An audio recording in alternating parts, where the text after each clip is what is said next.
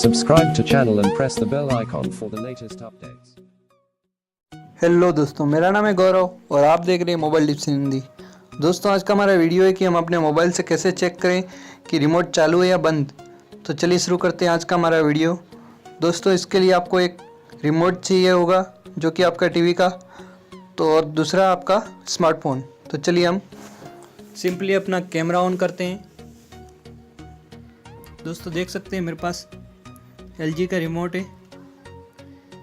इस प्रकार से आपको रिमोट को रखना है। दोस्तों, बाद में आपको कोई भी एक बटन दबाना है। तो आप देख सकते हैं LED लाइट हो रही है।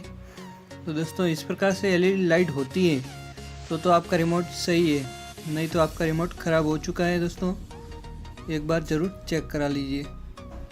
दोस्तों, ऐसे आप कैमरे के सामने करोगे तो ये लाइट होगी, ऐसे ही लाइट ये नहीं हो सकती। तो दोस्तों, आपको ट्रिक कैसी लगी, अच्छी लगी हो तो लाइक करना वीडियो और कमेंट ज़रूर करना।